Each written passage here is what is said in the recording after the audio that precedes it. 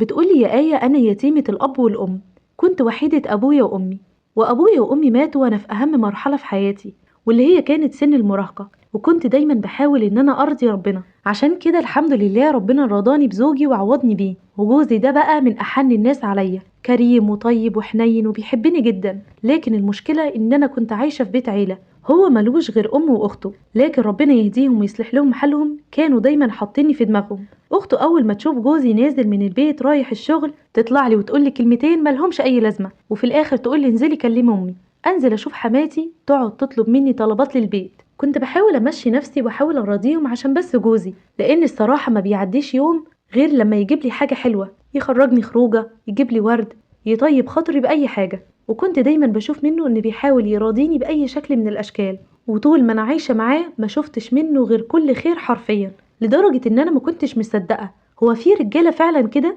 المهم طبعا أخت جوزي كانت بتشوف معاملة جوزي ليا، وكانت للأسف بتقوم حماتي عليا كتير قوي. عدت الأيام زي ما هي، وفي يوم زي العادة لقيت أخت جوزي طلعت لي بعد ما جوزي نزل من الشغل، بس الغريبة إن لقيتها بتسلم عليا وبتقولي إن أنا عاوزة أتكلم معاكي. أنا الصراحة استغربت بيني وبين نفسي وقلت خير اللهم اجعله خير. المهم لقيتها عمالة تشتكيلي من خطيبها وإن هي محتاجة حد تتكلم معاه، فقالت تتكلم معايا. أنا طبعا ما اديتش إخوانها لأي حاجة، وحاولت أهديها وأقول لها أي حاجة تفيدها، وبعديها بشوية قلت لها استني أنا عاملة كيكة هدخل أجيبها، وهعمل شوية عصير وناكل ونشرب العصير سوا.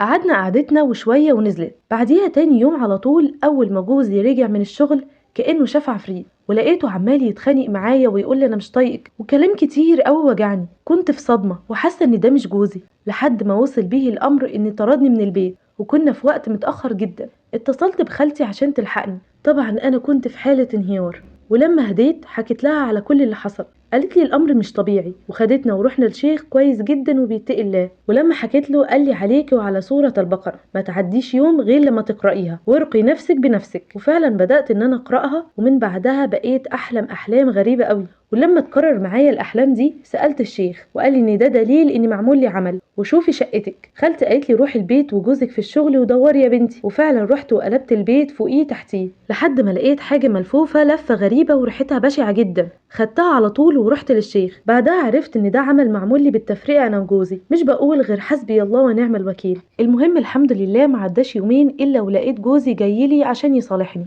طبعا انا سامحته لاني عارفه ان مش ذنبه حاجه، وما حكيتلوش اي حاجه، وفوضت امري كله لله. كل اللي طلبته منه بس ان احنا ناخد شقه بره، والحمد لله هو نفذ لي طلبي. عايزه اقولك كمان ان من وقتها ما سبتش الحمد لله سوره البقره، وحياتي اذا كانت بنسبه 1% حلوه فدلوقتي بنسبه 100% احسن.